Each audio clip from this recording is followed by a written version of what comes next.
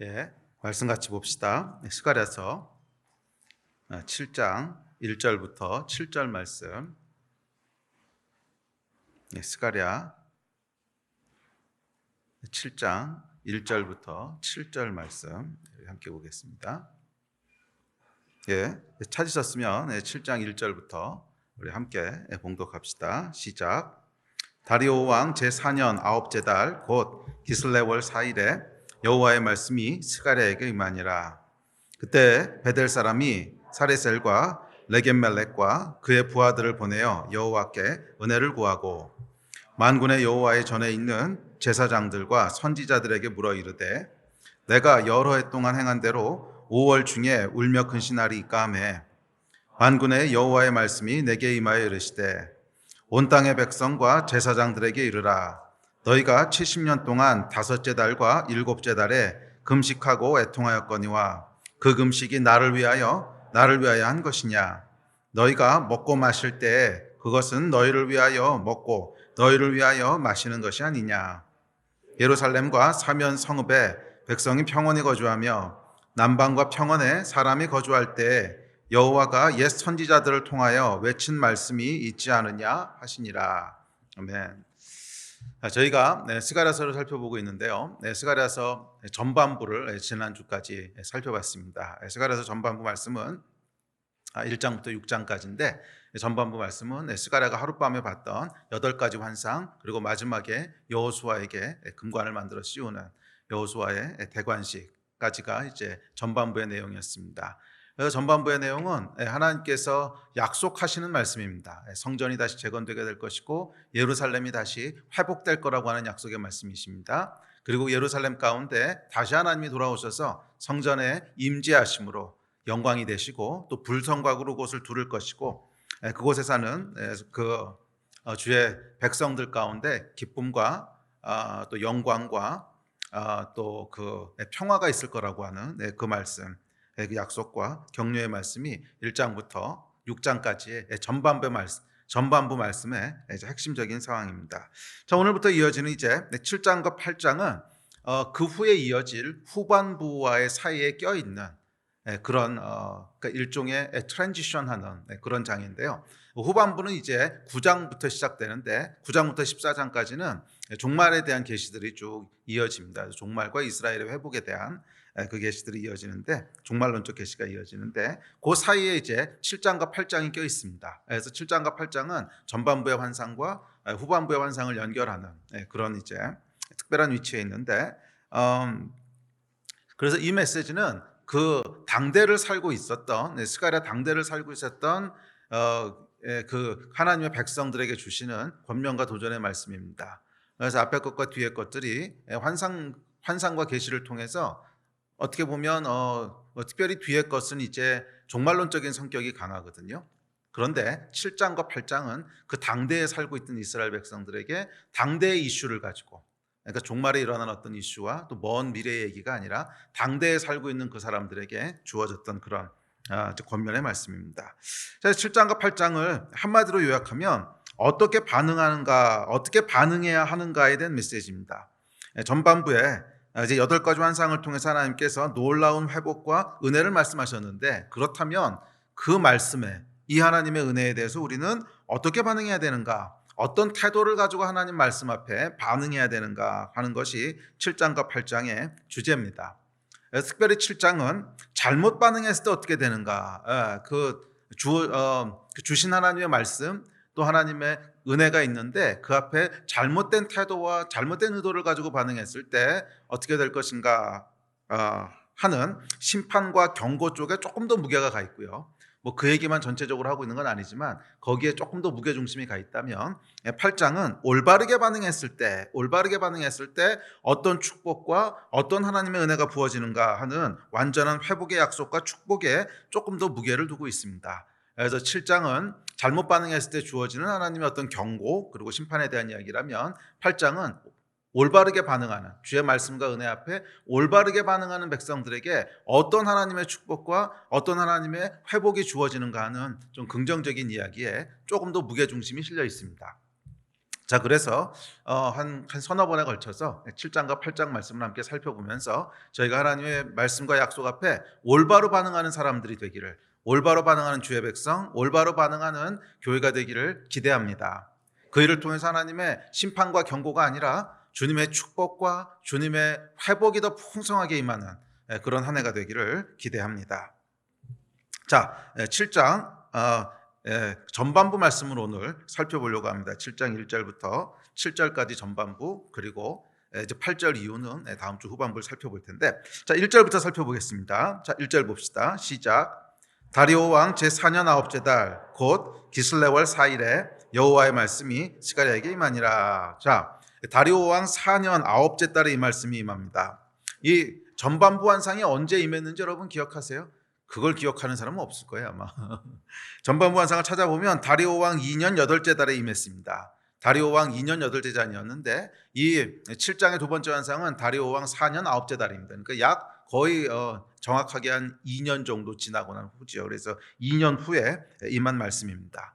그리고 이 다리오 왕 4년 9째 달이라고 하는 이 두 번째 말씀이 임했던 때는 성전이 완공되기 한 1년 조금 넘게 남았을 때예요. 한 1년 6개월, 1년 6개월까지는 안 될 거예요. 16개월 정도 남았을 때 그 시점에 주어진 말씀입니다. 자, 그러니까 성전 재건이 2년 전에 이제 오랫동안 멈춰져 있던 성전 재건에 대해서 스가랴하고 학개를 통해서 하나님 말씀이 임하지요. 2년 전 얘기입니다. 그래서 성전 재건이 시작되고 쭉 성전 재건이 진행되고 있다가 완성돼야 되기 한 16개월쯤 전에 다시 하나님의 말씀이 임한 거예요.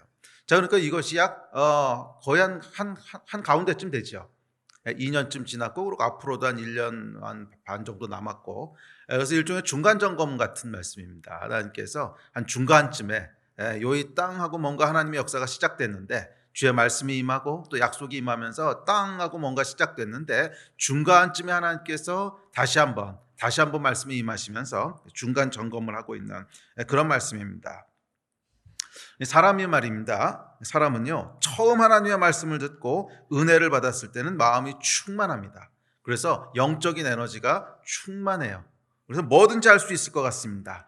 주를 위해서 정말 헌신하고 싶고, 성전 재건 때도 그랬을 거예요. 처음에 하나님의 말씀이 임했을 때 굉장히 영적으로 충만해졌습니다. 그래서 오랫동안 멈춰져 있던 성전 재건이 드디어 다시 시작되는구나. 와, 하나님이 우리 민족을 버리지 않으셨구나. 와, 주님께서 다시 하나님의 역사를 시작하시는구나. 흥분되고 심장도 뛰고 뭐든지 다 할 수 있을 것 같고 순교도 할 수 있을 것 같아요.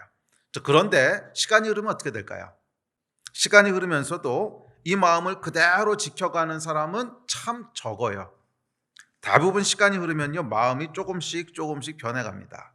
언제 변해가는지도 잘 눈치채지 못하는데 시간이 흘러서 한 1년, 2년 지나고 나서 보면 마음이 처음 같지 않은 것을 발견하게 됩니다. 그런 경험들 많지 않으십니까?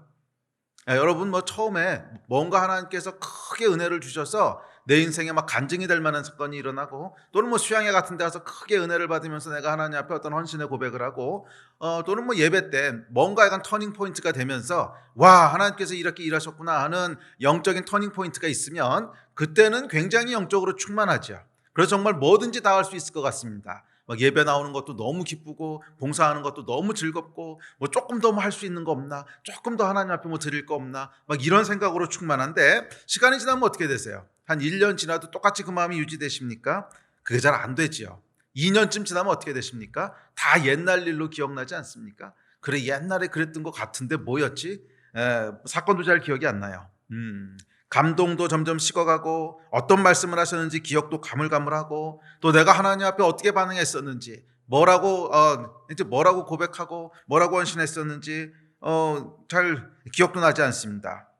처음에는 성전 재건이라는 말만 들어도 정말 심장이 뛰고 눈물이 나고 뭐든지 다 할 수 있을 것 같았는데, 어느 순간부터 성전 재건이라는 말을 들어도 그냥 무덤덤해요. 아니, 무덤덤한 것을 지나서 부담스러워지기 시작합니다. 그런 경험 있지 않으세요? 아우, 이 성전 재건 이거 아직도 안 끝났네. 이거 언제까지 해야 되지?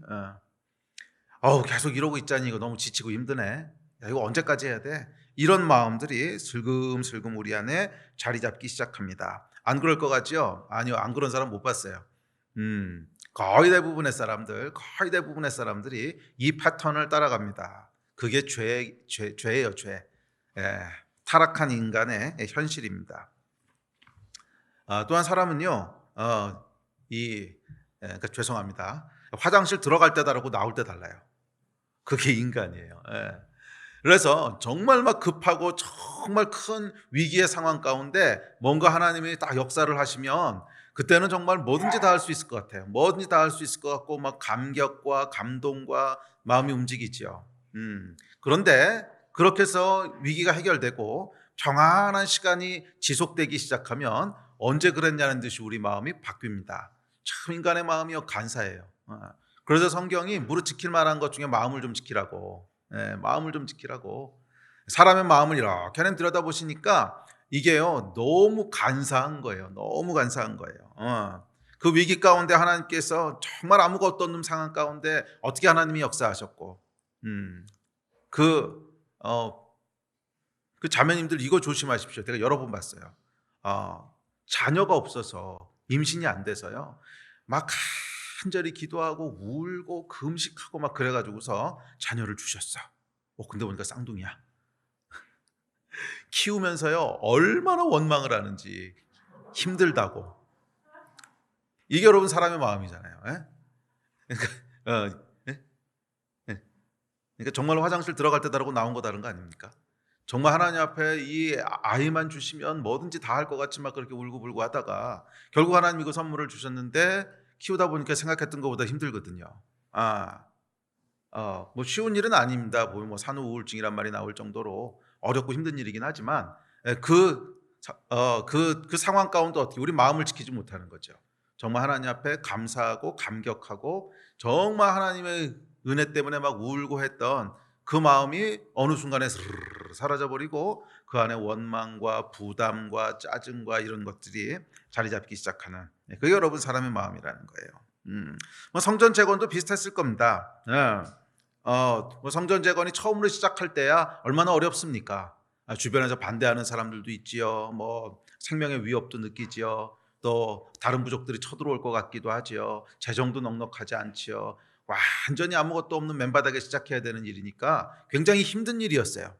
그런데 정말 하나님의 말씀이 선지자들을 통하여 강권적으로 임하고 그 일이 실제로 시작되는 것을 보면서 굉장한 감동이 있었는데 이제 한 2년쯤 지나고 나니까 본 궤도에 올라섰어요. 본 궤도에 올라섰고 그냥 이대로 쭉 하면 완공될 것이 보여요. 뭐 특별한 위기도 더 이상 없습니다. 모든 그런 주변 사람들과의 갈등도 이제 초창기 때 해결이 됐고 또 중앙정부로부터도 뭔가 허가도 받았고 별로 어려울 게 없어요. 그냥 이대로 쭉 가면 다 될 것 같아요. 큰 어려움도 넘겼고 이제 그러다 보면 어떻게 됩니까? 긴장이 풀어지죠. 긴장이 풀어지는 게 아니고 사실은 영적으로 해이해지기 시작하는 겁니다. 오직 성전, 그 하나에만 집중했던 마음이 흐트러지면서 다른 것들에 마음이 가기 시작합니다. 성전 말고 다른 것들, 소소한 것들. 성전 재건에 막 이렇게 오직 선전했을 때는 전혀 보이지도 않고 전혀 신경도 쓰이지 않던 일들이 어느 순간에 눈에 조금씩 이렇게 들어오기 시작하면서 그쪽으로 눈이 가기 시작합니다. 그렇죠. 뭔가 안정된 것 같으면 이제 다른 것들이 보이기 시작해요. 자, 그래서 오늘 본문에 보면 이제 금식 문제를 가지고 질문하러 찾아오는 거예요. 아니 옛날에는요 이런 질문이 눈에 들어오지도 않았어요. 아니 그게 무슨 그렇게 중요해? 지금 당장 이 일을 시작해야 되고 이거를 지금 내가 그 주의 역사가 이루어질 수 있느냐 없느냐 막 긴장하고 기도하고 금식하고 막 그럴 때였거든요. 전에 눈에도 들어오지 않던 일들이 슬금슬금 눈에 들어오기 시작합니다. 교회도 여러분 똑같은 거 아십니까? 교회도요 처음에 교회가 개척돼서 시작될 때는요 시비 걸고 트집 잡는 사람 별로 없습니다. 왜냐하면 이 생존이 걸린 문제거든요. 정말 한 마음으로 기도하고 정말 한 마음으로 하나님 앞에 헌신하고 그래서 교회가 세워져서 교회가 부흥하고 커집니다. 그럼 그 다음에 뭐가 눈에 들어오기 시작하는지 아십니까? 강대상은 왜 저렇게 생겼어? 뭐 요즘 교회들이 그런 데 많지 않지만 아주 전통적인 교회에서는 성가대석이 왜 저쪽에서 절로 옮겼어? 피아노 위치가 왜 저기 있어? 우리 교회 강대상은 왜 나무야? 딴 걸로 하면 안 돼. 이제 그런 거 눈에 들어오기 시작하죠. 조금씩 비본질적인 것들이 이렇게 눈에 들어오기 시작합니다. 예. 근데 물론 뭐 금식 문제가 비본질적인 문제라는 건 아닌데 우리 마음이 그렇다는 거예요. 우리 마음에 그전에는 눈에 들어오지 않던 것들, 별로 중요하지 않던 것들이 슬금슬금 보이기 시작하고 그런 비본질적인 것들에 마음이 자꾸 쓰이기 시작합니다. 이거 조심하세요. 우리의 마음이 지금 뭔가 흐트러지고 있다는 증거입니다. 예, 우리의 마음이 뭔가 흐트러지고 있다는 증거예요. 계속 우리가 유지해야 될 것은 뭐냐면 처음 은혜 받았던 그 초심을 유지해야 되는 거예요. 그 마음에서 뭔가 영적으로 식어가기 시작하면 자꾸 비본질적인 것, 이 땅에서 일어나는 일들, 그런 것들에 눈이 가기 시작하고 거기에 마음이 쓰이기 시작합니다. 뭐 기도도 당연히 식어갑니다. 아무 위기가 다 지나갔고 그냥 평안한데 무슨 죽기 살기로 기도하겠습니까? 예, 이 성전 재건이 처음으로 시작했을 때나 죽기 살기로 기도했지 위기가 가시고 나면요 사람은 그렇습니다. 그래서 하나님께서 어쩌면 이런 위기와 또 어려움들을 우리 삶의 중간중간 그냥 허락하시는 건지 모르겠어요. 뭐 일부러 하나님께서 위기를 만들어내시진 않겠지만 그런 핍박과 어려움과 고난들을 겪으면서 우리 안에 어이쿠 하면서 영이 다시 긴장하게 되는 일들이 일어나게 되는 거죠. 자, 어쩌면 2년이 흐른 이 시점, 다리오 왕 제4년 9째 달이 그런 시점이 아니었나 그렇게 생각이 됩니다. 그 다음에 질문하는 내용을 보면 그래요. 다리오 왕 4년 9째 달이 2년이 흐른 그 시점이었던 것 같아요.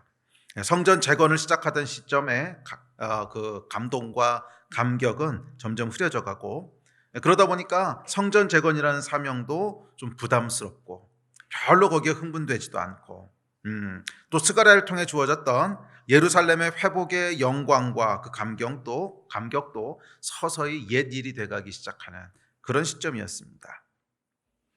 여러분 이 말씀과 은혜 앞에 하나님이 주시는 말씀과 은혜 앞에 올바른 반응은 뭐냐면 처음 마음을 끝까지 그대로 지키는 것입니다.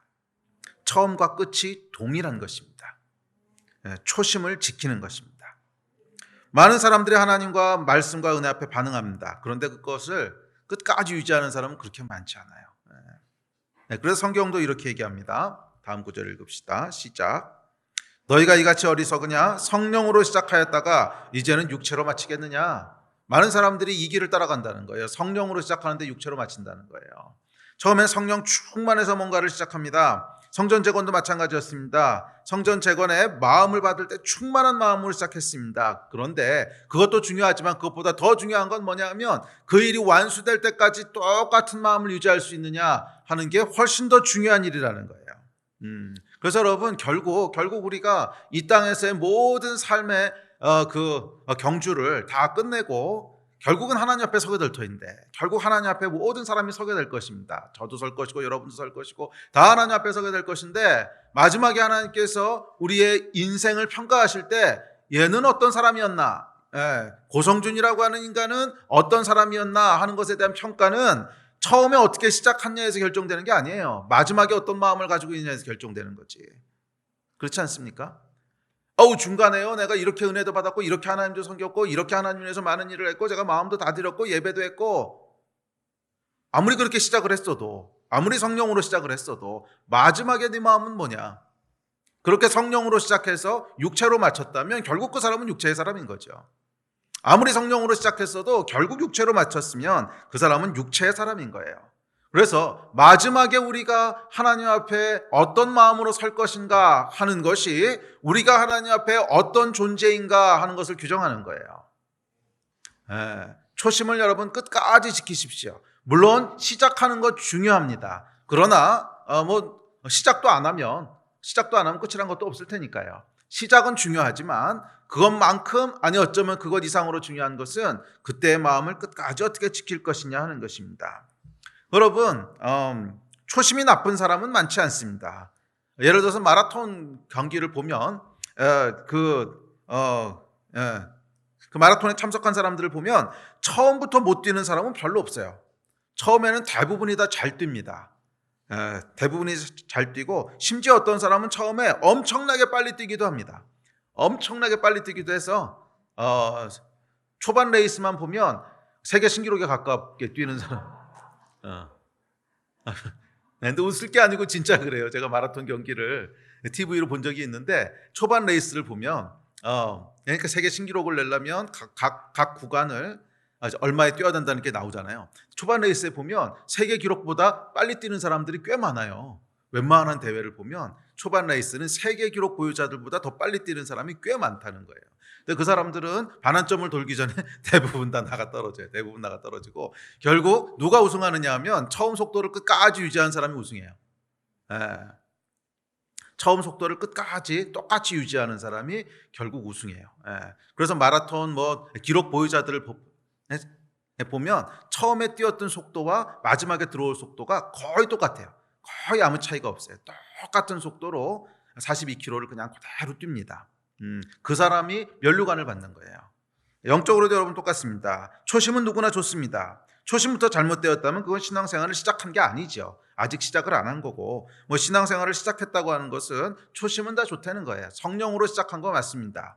성령님의 역사가 있었고 그 은혜를 받았고 그 말씀 앞에 반응했고 그래서 여러분들이 오늘 여기 계신 거 아닙니까? 뭔가 하나님이 여러분 인생 가운데 역사를 하셨으니까 여러분이 크리스찬이 되었고 그래서 오늘 이 자리에 있고 예배를 사모하는 것이죠. 자, 그런데 문제는 초심이 아니고 말씀이에요. 말씀. 마지막 마음은 어떠냐는 거예요. 말씀은 어떠냐는 거예요. 처음에 내가 받았던 그 하나님의 은혜와 그 하나님의 사랑과 감격과 말씀과 또 소망과 믿음과 그래서 하나님 앞에 드렸던 헌신과 고백과 이 초심이 말씀까지 그대로 변치 않고 유지되고 있습니까? 이 질문을 오늘 던지고 있어요. 스가랴서 7장이 처음으로 던지고 있는 질문은 네 마음이 처음하고 똑같냐라는 질문이에요. 그래서 2년 만에 다시 하나님의 말씀이 임하기 시작한 거예요. 2년 전에 내가 너희에게 말씀으로 임했을 때 너희가 보였던 그 반응들이 있고 그 반응이 굉장히 하나님을 기쁘시게 했는데 지금 2년이 지금 이 시점에도 똑같이 그 마음을 유지하고 있느냐? 그래서 8장에 넘어가 보시면 알겠지만 이 8장에 나오는 약속들은요 거의 대부분이 1장부터 6장까지 했던 내용들을 다시 리피트하고 있습니다. 7장은 이제 잘못된 반응 때문에 야단치시는 거고 8장에는요 새로운 약속이 아니라 그냥 했던 약속들을 다시 리마인드 하세요. 왜? 그 마음이 계속 흐트러지기 때문에 그래요. 처음 마음을 끝까지 유지하는 그런 여러분들이 되시기를 주의 이름으로 축복합니다. 참 불행하게도 많은 사람들이 성령으로 시작하지만 육체로 마칩니다. 충만했던 마음이 식어가고 감동은 흐릿해져 갑니다. 기대와 흥분은 덤덤한 지루함으로 바뀌어가고요. 헌신의 열정은 부담으로 대체되기 시작합니다. 슬프게도 많은 사람들이 이 길을 따라요. 그래서 우리가 싸워야 될 영적 싸움은 마음이 변치 않도록 유지하는 전쟁입니다. 은혜를 까먹지 않는 전쟁입니다. 은혜를 까먹지 않는 예배의 감격을 흐려지지 않게 하는 전쟁입니다. 또 신앙생활의 기쁨과 약속의 기쁨을 유지하는 전쟁입니다. 초심을 유지하는 전쟁이에요. 그래서 이것을 성경은 충성이라 그러죠. 충성이라 그러죠. 그리고 성경은 이렇게 얘기합니다. 시작. 그리고 맡은 자들에게 구할 것은 충성이니라. 하나님께서 충성을 보기 원하신다는 거예요. 충성된 자들을 찾으신다는 거예요. 여러분은 초심을 지키고 계십니까? 은혜의 순간에 받았던 그 마음, 그 감격 계속 한결같이 유지하고 있으십니까? 만약 그렇지 않다고 느끼신다면 다시 시작하셔야 됩니다. 그렇지 않다고 느끼신다면 다시 하나님 앞으로 나오셔야 됩니다. 만약 뭔가 달라졌다고 느끼신다면 다시 하나님의 은혜를 맛보셔야 됩니다. 그래서 오늘이 여러분의 다리오 왕 4년 9째 달이 되셔야 돼요. 옛날에 받았던 은혜, 그거 옛날에 받았던 거고요. 그게 오늘의 여러분의 신앙을 보장해 주는 게 아니에요. 그건 그냥 2년 전에 있었던 일일 뿐이에요. 오늘의 내 마음은 어떤가? 2년 전에 내 마음 말고요. 그때 내가 은혜가 있었어. 그땐 내가 아니 여러분 그건 다 옛날 일입니다. 그거 가지고 하나님 앞에 쓰는 거 아닙니다. 내가 옛날에 뭐를 했고 옛날에 무슨 일을 했고 옛날에 선교지에서 몇 년을 보냈고 그건 다 과거 얘기고요. 지금은 어떠냐는 거예요. 결국 하나님 앞에서 우리가 어떤 사람인가 하는 것은 마지막에 하나님 앞에 서는 그 순간에 어떤 마음을 가지고 있는가에 의해서 그것에 의해서 이제 결정되는 것이지 10년 전에 뭐 했고 20년 전에 뭐 했고 젊어서 뭐 했고 그게 무슨 상관이에요. 그건 다 과거 얘기죠. 지금 여러분들의 마음을 한결같이 지키시기를 다시 한번 주의 이름으로 축복합니다. 아멘. 자, 이어지는 2절과 3절은 7장과 8장의 배경이 되는 그 질문이 이제 등장합니다. 자, 이제 질문을 중심으로 7장, 8장 내용이 쭉 진행이 되는데요. 질문의 내용은 이렇습니다. 2절, 3절 같이 읽어봅시다. 시작. 그때 베델 사람이 사레셀과 레겜멜렉과 그의 부하들을 보내어 여호와께 은혜를 구하고 만군의 여호와의 전에 있는 제사장들과 선지자들에게 물어 이르되 내가 여러 해 동안 행한 대로 5월 중에 울며 근신하리까 매. 이제 베델 사람이 제사장들과 선지자들에게 사람을 보내서 묻습니다. 이 베델 사람이 누군지에 대해서는 학자들마다 조금씩 달라요. 이 찾아온 사람들의 이름이 이방인의 이름이었던 걸 보면 아직도 바벨론에 남아있는 사람들이다라고 해석하는 학자도 꽤 많고, 또 반대로 아니다, 그냥 그 베델은 우리가 알고 있는 그 지역을 말한다, 이렇게 얘기하는 사람도 꽤 많아요. 그래서 뭐 정확히 모르겠습니다. 근데 중요한 이슈는 아니고요. 하여간 이스라엘 백성 중에 뭐 돌아온 사람이든 돌아오지 않은 사람이든 모르겠는데 하여간 사람들이 와서 물어봤다는 거예요. 그리고 나중에 온 땅과 제사장들은 들으라, 그러고 하나님 말씀하시는 거 보면 이 사람들만 궁금했던 게 아니라는 거예요. 모든 사람들이 똑같이 다 궁금했던 건데 그냥 이들이 와서 물어봤다는 거죠. 자, 그 질문의 내용이 뭐였냐면 이거였습니다. 저희가 오랫동안 해오던 5월 금식이 있는데, 정기 금식일이 있는데 이 5월 정기 금식일을 계속 해야 됩니까? 이 질문을 지금 하고 있는 거예요. 자, 이 질문의 배경을 이해하기 위해서는 정기 금식에 대한 그 배경을 좀 이해할 필요가 있습니다. 이스라엘 사람들에게는 정기적으로 금식하는 날들이 정해져 있어요. 정기적으로 금식하는 날들이 정해져 있는데 1년에 총 5번을 정해서요, 정기적으로 딱 그날이 되면 금식을 합니다. 그래서 우리가 이제 무슬림들이 기도하는 라마단은 잘 알고 있는데, 뭐 라마단이라고 하는 것도 사실은 이스라엘 정기 금식을 봄따서 만든 거죠. 근데 이스라엘에서도 그렇게 정해져 있는 금식일이 있는데 총 5번을 금식을 하는데, 그 중에 성경에 나와 있는 것, 모세에게 명하신 금식일은 대속죄일 날 욤키프르 때 하는 거, 그거 한 번이고요. 나머지 4번은 성경에 나와 있지는 않고 바벨론에 의해서 나라가 멸망할 때 그것을 배경하면서 생겨났던 이제 그런 금식일들입니다. 자, 그래서 대속죄일이라는 금식일에 대해서는 레위기에 나와 있고요. 나머지 4개는 어떤 금식일이냐면 넷째 달 금식이 있는데, 이 넷째 달 금식은 예루살렘 성벽이 파괴된 것을 기념하는 금식입니다. 뭐 기념한다기보다는 애도하는 금식이죠. 그러니까 우리가 여호와께 불순종했기 때문에 예루살렘 성벽이 파괴됐구나, 그래서 애도하면서 금식하는, 이 수치를 잊지 말자, 이 하나님의 심판의 메시지를 기억하자, 그래가지고 금식하는 것이 넷째 달 금식입니다.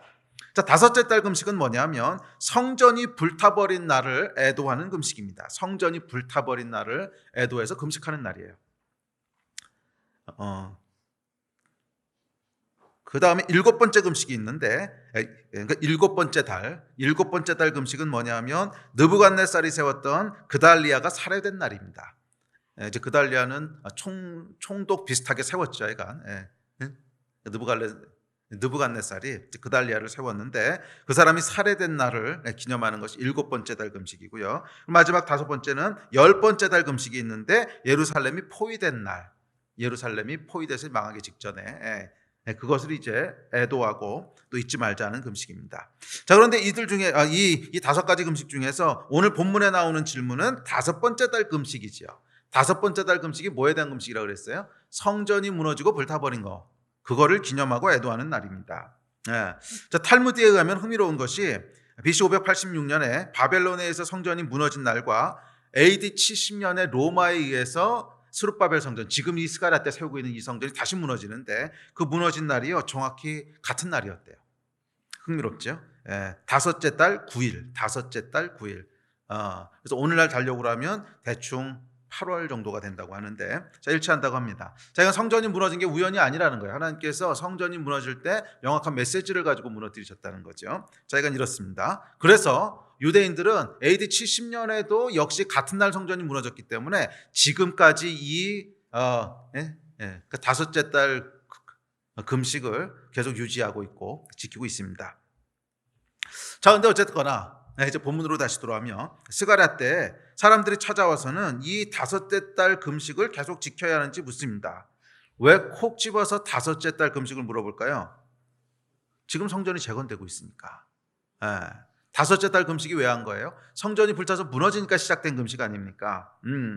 자, 이제 무너졌던 성전이 재건되고 있지 않습니까? 성전이 무너진 것을 애도하고 그 이유를 회개하는 금식이 다섯째 달 금식이었다면 이제 곧 성전이 재건되는데 그래도 계속 애도하고 금식한다고 하면 좀 이상하지 않습니까? 굳이 이거 할 필요 있겠습니까? 그래서 물어본 거예요. 충분히 궁금해할 만한 질문 아닙니까? 성전이 무너지는 것을 기념하는 금식일인데 성전이 재건되고 있으니까 이걸 이제 없애도 되지 않습니까? 그래서 물어보는 질문이에요. 직접 이 질문을 했던 사람들은 베델 사람들이지만 5절에서 스가랴가 온 땅 백성과 제사장들은 들으라 그러고 대답하는 것으로 보면 아마 다른 사람들도 다 똑같이 궁금해했던 질문이었던 것 같아요.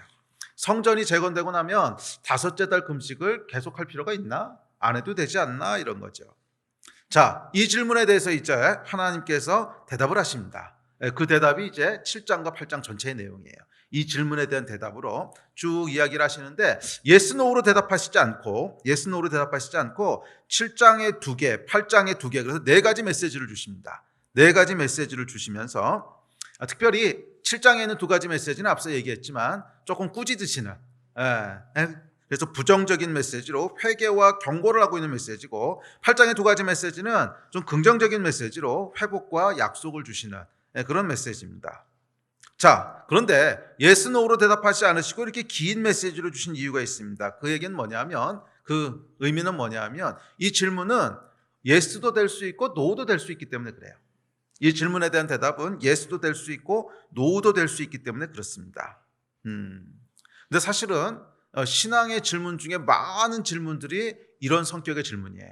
yes를 할 수도 있고 no를 할 수도 있어요. 그러니까 딱 드러나는 모습만 가지고 이거 해야 돼, 저거 하면 안 돼, 이렇게 결정할 수 있는 문제가 아니라 오히려 그 일을 왜 하고 있느냐, 그 질문을 왜 던지느냐 하는 우리 마음의 동기, 그리고 질문을 하는 태도에 의해서 예스가 될 수도 있고 노도 될 수 있다는 거예요. 신앙의 많은 질문들이 비슷합니다. 우리의 마음과 우리의 태도에 의해서 우리 태도와 그 질문을 던지는 의도에 따라서 대답이 예스가 될 수도 있고 대답이 노가 될 수도 있다는 거예요. 자, 그렇다면 지금 이 사람들이 왜 스가랴에게 와서 이 질문을 묻고 있을까요? 그러니까 이 사람들이 어떤 이유와 어떤 목적을 가지고 이 질문을 할까요? 그러니까 이 사람들이 왜 금식을 그만두고 싶어 하냐는 거예요. 왜 금식을 그만두고 싶어 하냐는 거예요. 정말 하나님이 하신 일에 대한 감사와 은혜가 충만해서 더 깊게 하나님을 섬기고 더 깊게 헌신하고 싶은데 금식 말고 더 다른 건 없습니까? 과연 이런 동기를 가지고 지금 찾아온 걸까요? 아니면 이제 성전도 세워지는데 금식 계속하는 것도 좀 힘들고 귀찮은데 말은 그렇게 안 하죠. 그건 속에서 지 혼자 갖고 있는 은밀한 동기고, 말은 그렇게 얘기 안 하지만 실제적인 마음이 이거 언제까지 해야 돼? 70년 동안이나 이 전통을 지키면서 우리가 금식해 왔는데 힘들고 좀 부담되고 귀찮은데 이제 그만해도 되지 않나? 이런 마음이었을까요? 둘 중 어떤 마음이었던 것 같으세요? 당연히 이후에 하나님께서 꾸짖으시는 걸 보면 후자였던 게 분명하죠. 너희가 이 질문을 지금 왜 가지고 왔냐는 거예요. 정말 하나님이 하신 일이 너무 놀랍고 은혜가 너무 감당할 수 없이 커서 금식 정도 가지고서는 제가 도저히 그것을 표현할 수가 없습니다. 금식 정도 가지고 이걸 표현할 수가 없습니다. 이제 우리가 새로운 거 더 순교합시다. 하여간 금식으로는 표현할 수 없는 이 감격을 주님 앞에 드리고 싶어서 금식 가지고 되겠습니까? 이래서 온 거냐? 아니면 그 태도가 이제 성전도 세워졌는데 이거 계속 해야 돼요? 이렇게 해서 온 거냐? 이거 지금 물어보고 있는 거예요. 그래서 예스도 될 수 있고 노도 될 수 있다는 거예요. 그래서 예스도 될 수 있고 노도 될 수 있다는 거예요. 자, 이어지는 4절부터 7절 말씀에 보면 결국 하나님께서 꾸짖으십니다. 꾸짖으신다고 하는 것은 이들의 질문의 의도가 후자였다는 거예요. 정말 하나님 앞에 더 깊게 헌신하고 더 깊게 은혜에 반응하고 이러고 싶어서 온 것이 아니라, 그래서 온 건 당연히 아니겠죠. 이 질문 갖고 온 걸, 질문의 내용을 보십시오. 그런 거겠나. 결국 찾아온 것은 부담되고 귀찮은데 이제 그만할 때도 되지 않았습니까? 이래서 온 거라는 거예요. 대답을 보면 하나님께서 우리 마음의 중심을 아시기 때문에 자, 그래서 4절부터 7절까지 뭐라고 말씀하시는지 들어봅시다. 자, 시작. 만군의 여호와의 말씀이 내게 임하여 이르시되 온 땅의 백성과 제사장들에게 이르라. 너희가 70년 동안 5째 달과 7째 달에 금식하고 애통하였거니와 그 금식이 나를 위하여 한 것이냐? 너희가 먹고 마실 때 그것은 너희를 위하여 먹고 너희를 위하여 마시는 것이 아니냐? 예루살렘과 사면 성읍에 백성이 평온히 거주하며 남방과 평원에 사람이 거주할 때에 여호와가 옛 선지자를 통하여 외친 말씀이 있지 않으냐 하시니라.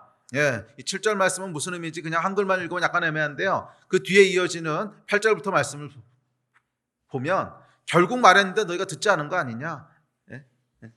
그 얘기를 하시는 거예요. 결국 옛날부터 옛 선지자를 통해서 내가 계속 얘기해 왔는데 너희가 듣지 않은 거 아니냐? 예? 그 말씀을 하시는 겁니다. 자, 5절부터 봅시다. 자, 5절에서 하나님께서 물어보십니다. 그 금식이 나를 위한 것이냐? 그 금식이 나를 위한 것이냐? 무슨 말이에요? 너도 도대체 지금까지 금식 왜 한 거냐? 이거 물어보신 거예요. 너희가 70년 동안이나 이 금식을 해왔는데 이 금식 도대체 왜 한 거냐? 금식의 동기가 뭐고 이유가 뭐였냐? 예, 근본적인 마음의 동기를 물으십니다. 제가 목회를 하다 보면요, 받는 질문들 중에 이런 게 있어요. 그 크리스찬은 정말 담배 피면 안 되나요? 담배 피지 말라는 얘기가 성경에 어디 나와 있습니까? 이런 질문들. 또 술 마시지 말라는 건 어디 나와 있죠? 네, 성경 어디에 술 마시지 말라는 얘기가 나와 있습니까? 뭐 이런 질문들. 또 11조를 할 때 목사님, 새 전에 11조를 띄는 겁니까? 새 후에 11조를 띄는 겁니까? 이것도 물어보신 분들이 있으세요. 새 전 11조입니까? 새 후 11조입니까? 예, 참 꼼꼼하신 분이에요. 또 주일 성수를 꼭 해야 됩니까? 또 요즘 젊은 세대들 같은 경우에는 혼전 순결에 대한 말씀이 성경에 어디 있습니까? 뭐 이런 것들, 뭐 그런 것들에 관한 여러 개 물어보세요. 자, 정말 궁금해서 물어보시는 분들도 계세요. 정말 궁금해서 그래서 물어보시는 분들도 물론 계신데 그런 분들보다는 더 많은 분들이 사실은 하기 싫다라는 생각을 가지고 물어보시는 거예요. 하기 싫은데 꼭 그렇게 해야 됩니까? 뭐 이런 뉘앙스죠.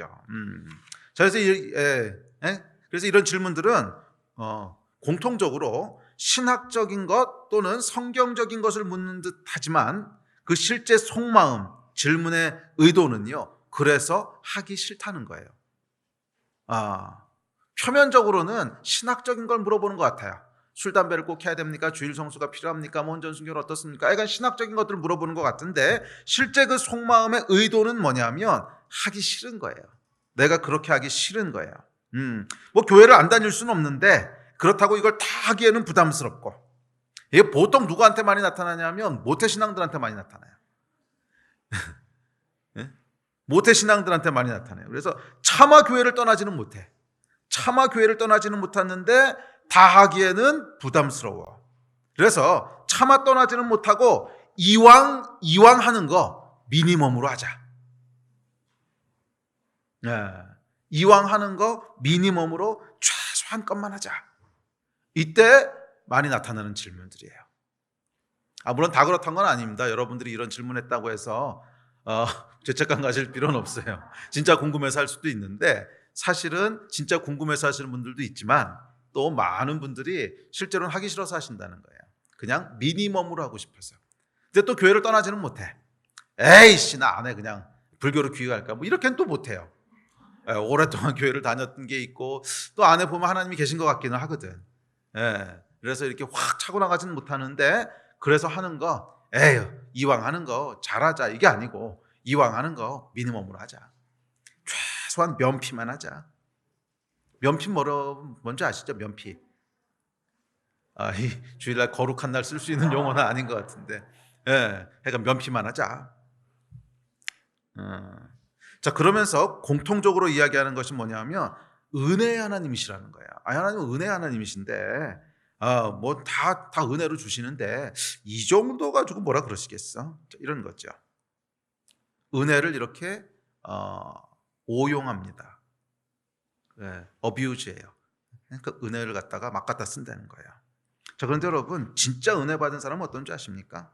진짜 은혜 받은 사람은요, 미니멈이 아니고 맥시멈을 하고 싶어요. 잘 생각해 보세요. 진짜 은혜 받은 사람은요, 아니 하나님이 나를 위해서 생명을 주셨는데, 와 내가 영원한 지옥 가야 될 사람을 천국으로 옮기셨는데, 아니 11조가 뭐냐, 11조가 적어도 10에 3조는 드려야지. 진짜 은혜 받은 사람은요 미니멈이 아니고 맥시멈을 하려고 합니다. 그게 은혜예요. 그런데 누가 미니멈을 하려고 하냐 하면 은혜를 누려보지 못한 사람이에요. 예. 그래서 나에게 하나님이 무슨 일을 하셨는지를 잘 모르는 사람이에요. 그렇지? 그럴 땐 뭐가 나오냐 하면 미니멈이 나와요. 미니멈을 재고 있는 거라는 거죠. 여러분 진짜 은혜는요 우리를 하나님 앞에서 쪼잔하게 만들지 않습니다. 오히려 은혜는 우리를 하나님 앞에서 넉넉하게 합니다. 아니 우리 하나님이 아들을 주셨는데, 영원히 지옥에 갈 나를 구원하셨는데 뭐 세전 11조 세후 11조가 뭐냐, 그냥 10에 10조를 다 드리고 싶은데, 그게 여러분 진짜 은혜 받은 사람 반응 아닙니까? 교회를 차마 떠나지 못하지만 미니멈으로 하겠다고 하는 분들은 사실은 은혜를 몰라서 나오는 반응이에요.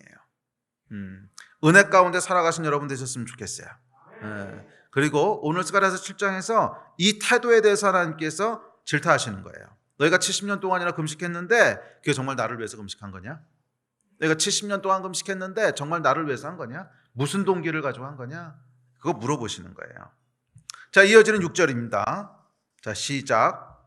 너희가 먹고 마실 때 그것은 너희를 위하여 먹고 너희를 위하여 마시는 것이 아니냐? 너희를 위하여 먹고 너희를 위해서 마시는 것처럼 금식도 그렇게 너희를 위해서 한 것 아니냐? 그러고 물어보시는 거예요. 예, 뭐 금식 열심히 했는데 70년 동안이나 해왔는데 너희가 음식을 너희를 위해서 먹고 너희를 위해서 마시는 것처럼 금식도 너희를 위해서 한 것 아니냐? 여러분 금식뿐만이 아니라 다른 모든 신앙행위가 마찬가지인데요. 뭐 기도도 마찬가지고 예배, 봉사, 헌신, 섬김, 헌금, 모든 영적인 일은 마찬가지인데 두 가지 마음으로 행할 수 있어요. 하나는 하나님을 위해 행할 수 있고 하나는 나를 위해 행할 수 있어요. 너를 위해 행한 거 아니냐? 정말 나를 위해 행한 거냐? 두 가지 동기로 할 수 있다는 거예요. 뭐 드러나는 이제 겉으로 보여주는 모습은 똑같아요.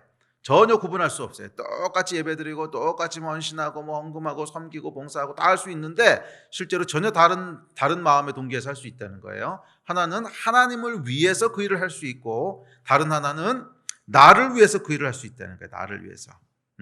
자, 예를 들어서 금식을 하는데 종교적 만족을 위해서 할 수 있습니다. 내가 그래도 40일 금식을 했어. 이 정도면 내가 충분히 하나님 앞에 할 일을 했지. 자기 만족을 위해서 할 수 있다는 거예요. 그렇지 않습니까? 금식을 하는데 또 나는 헌금을 해도 마찬가지고 또 봉사를 해도 마찬가지고 나는 그래도 충분히 영적인 사람이야 하는 자기 만족을 위해서, 종교적 자기 만족을 위해서 할 수가 있습니다. 또는 과시하기 위해서 할 수도 있습니다. 과시하기 위해서 할 수도 있어요. 내가 이래 보여도 40일 금식한 사람이야. 과시하고 싶어서. 또는 죄책감을 덜기 위해서 할 수도 있습니다. 금식함으로 내가 있었던 죄책감을 떨어내고 싶어서, 또는 벌 받는 것이 무서워서 할 수도 있어요. 자, 이런 건 다 뭐예요? 나를 위해서 행하는 거라는 거예요. 너희가 금식 왜 했느냐? 나를 위해서 행한 거라는 거예요. 그리고 이런 것은 전혀 하나님과 상관없다는 거예요. 아무 상관이 없다는 거예요. 하나님과. 하나님을 위해서 금식하라는 거예요. 그 동기가, 그래서 하나님을 위해서 행하는 것은 그 동기가 철저히 하나님이에요. 이렇게 하면 하나님이 기뻐하시겠지. 이렇게 하면 하나님께서 좋아하시겠지. 또는 내게 행하신 일이 너무 감사해서 그냥 하나님께 더 드리고 싶어서, 그냥 하나님께 이렇게 하는 게 너무 좋아서, 그게 하나님을 위해서 하는 거라는 거예요. 뭐 금식을 하든 헌금을 하든 예배를 하든 기도를 하든 봉사를 하든 뭐라든지 간에 이렇게 하면 하나님 기뻐하시는구나. 그래서 내가 그냥 하나님께 더 그렇게 해드리고 싶은 거야. 너무 좋아서 그냥 그렇게 해드리는 거야. 하나님이 기뻐하시니까 너무 좋아. 더 해드리고 싶어. 더 드리고 싶어. 너무 하나님이 좋아. 너무 나에게 행하신 일이 너무 커서 감사해. 그냥 내 생명 다 들어도 아깝지 않을 것 같아. 이게 하나님을 위해서 하는 거라는 거예요. 그 동기를요 정확히 물어보십니다. 너희가 그 금식은 왜 한 거냐? 너희가 그 예배는 왜 드린 거냐? 너희가 그 봉사와 섬김은 왜 한 거냐? 너희가 그 헌금은 왜 드린 거냐? 그 질문을 던지시는 거예요. 정말 하나님 앞에 하나님으로 인하여 그 일을 한 사람은요 결코 미니멈에 대한 질문을 하지 않습니다. 결코 미니멈에 대한 질문을 하지 않아요. 오히려 하나님으로 인하여 맥시멈을 하고 싶어요. 오히려 맥시멈을 하고 싶어요. 그리고 맥시멈을 추구하는 사람은 굳이 와서 물어볼 필요 없어요. 굳이 와서 물어볼 필요 없어요. 그냥 자기가 할 수 있는 맥시멈을 하면 되지 어디까지가 맥시멈입니까? 물어볼 거 없죠. 내가 할 수 있는 데까지가 맥시멈이지. 미니멈은 왜 물어보는 줄 아세요? 아까워서 물어보는 거예요. 응? 드리긴 드려야 될 것 같은데 맥시멈 드리긴 아깝고 내 것도 좀 남겨놔야 되는데 얼만큼 드리면 먹고 떨어지시겠습니까? 이게 이제 미니멈 물어보는 거잖아요.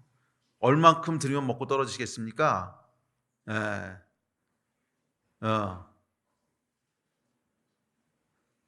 조금 과격하게 표현했지만 실제 마음은 그거랑 별로 다르지 않은 거예요. 우리 마음의 중심은 별로 다르지 않은 거예요. 얼마나 해야 되겠습니까? 얼마나 해야 되긴 얼마나 해야 돼요. 원하는 만큼 하는 거지. 정말 하나님의 은혜에 반응하는 만큼 하는 거죠. 모든 영적인 원리는 다 똑같아요. 금식을 해도 그렇고 봉사를 해도 그렇고 섬기는 것도 그렇고 뭐 헌금도 물론 마찬가지고 미니멈 하는 마음을요 주님께서는 받지 않으세요. 그러니까 하나님께서 원하시는 것은 우리의 마음을 받으시는 것이지 우리가 드리는 어떤 물질을 받으시는 게 아니거든요.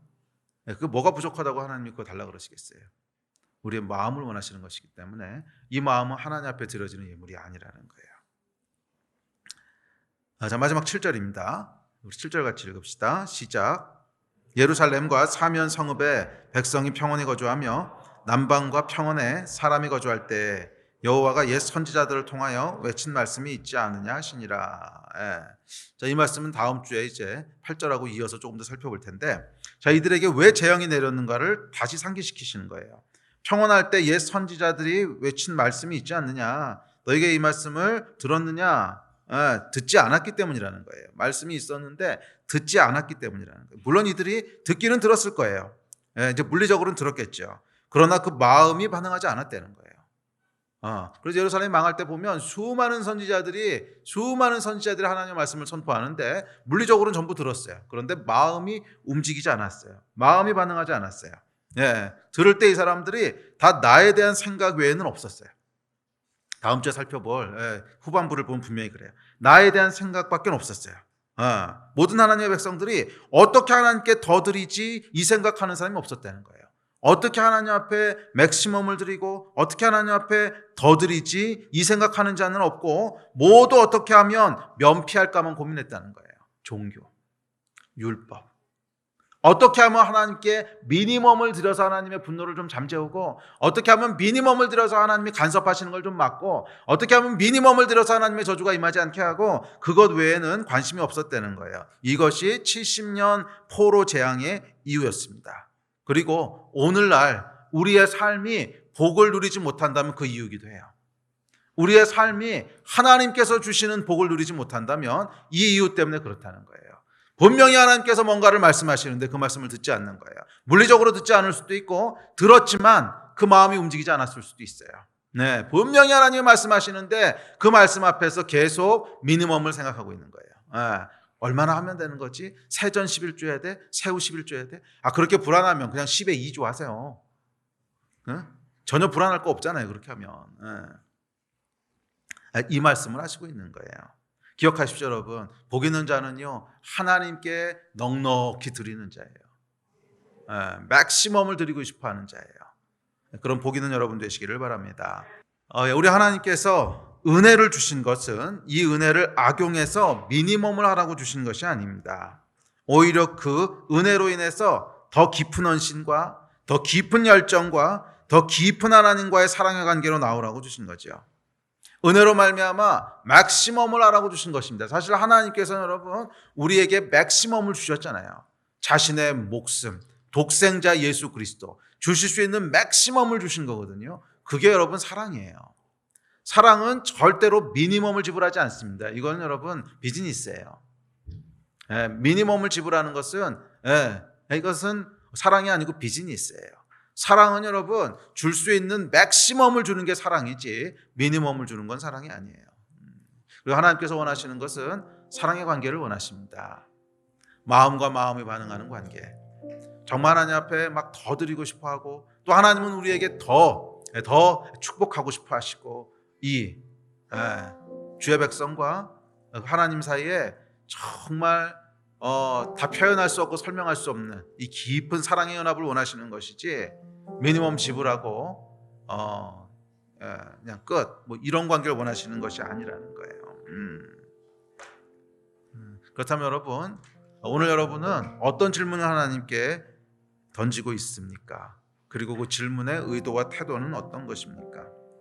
정말 하나님의 은혜 때문에 더 깊은 감격에서 나오는 더 큰 것 하나님께 드리고 싶고 더 깊은 하나님과의 교제로 들어가고 싶고 그래서 10의 1조가 아니라 10의 10조를 드리고 싶어서 던지는 질문입니까? 술 담배가 아니라 필요하다면 고기까지 내가 끊겠습니다. 그래서 던지는 질문입니까? 주일 성수가 아니라 일주일 내내 예배하고 싶습니다. 그래서 던지는 질문입니까? 아니면 하기 싫어서 면피하고 싶어서 던지는 질문입니까? 이 백성들이 하나님께 던졌던 질문에 대해서 하나님께서 반대로 질문을 던지시는 거예요. 너희는 그 질문을 지금 왜 던지고 있는 거니? 너희는 그 질문을 왜 던지고 있는 거니? 다시 반문하십니다. 저는 저와 여러분이 2021년 한 해가 어떻게 안 드릴까를 고민하는 것이 아니라 어떻게 드릴까를 고민하는 해가 되기를 주의 이름으로 축복합니다. 그게 복이 있는 마음이에요. 그래서 하나님께서 주신 은혜를 사용해서 안 들어도 될 이유를 찾는 것이 아니라 더 드려야 할 이유를 찾는 여러분이 되셨으면 좋겠어요. 그 위에 하나님께서 축복하시고 또 약속하셔서 그 스가랴서 8장에 기록된 다음에 우리가 살펴보겠지만 정말 주의 백성들을 향한 놀라운 하나님의 약속과 축복들이 다 부어지게 될 줄로 믿습니다. 마음을 따라 흘러오는 거예요. 하늘의 축복은 마음을 따라 흘러오는 거예요. 안 들을 이유가 아니라 더 들을 이유를 찾으시는 그런 한 해가 되시기를 주의 이름으로 축복합니다. 오늘 본문에서 베델 사람들이 와서 질문했습니다. 5월 금식을 계속해야 됩니까? 우리도 계속 던지고 있는 질문 아닙니까? 뭔가 하나님께 계속 질문을 던지고 있는데 오늘 여러분은 어떤 질문을 던지시겠습니까? 어떤 마음으로 던지시겠습니까? 안 들어도 될 이유? 그만해야 될 이유를 혹시 찾고 계시진 않습니까? 그렇다면 초심을 다시 한번 돌아보십시오. 처음 마음이 어땠는지를 한번 돌아보십시오. 그 마음이 지금 뭔가 희석되어져 가고 변질되어 가고 있는 것은 아닙니까? 우리 다시 한번 하나님의 은혜 앞으로 나갑시다. 다시 한번 하나님의 말씀 앞으로 나갑시다. 그랬을 때 하나님께서 우리의 영혼을 다시 소생시키시고 다시 처음 마음으로 돌이키셔서 안 드려야 될 이유가 아니라 더 드려야 될 이유를 찾는 그 마음으로 바꿔주실 거예요. 이 은혜가 오늘 여러분 가운데 임하시게 되기를 간절히 기도합시다. 우리 같이 좀 합심해서 기도할 때 성령님 우리의 마음을 다시 한번 새롭게 하여 주셔서 다시 한번 처음 마음으로 돌이켜 주셔서 주님 앞에 멈춰야 될 이유가 아니라 더 해야 될 이유를 찾는 자들로 그렇게 바꾸어 주시옵소서. 우리 마음 가지고 함께 합심해서 한 3, 4분 정도 기도하십시다. 기도하시겠습니다.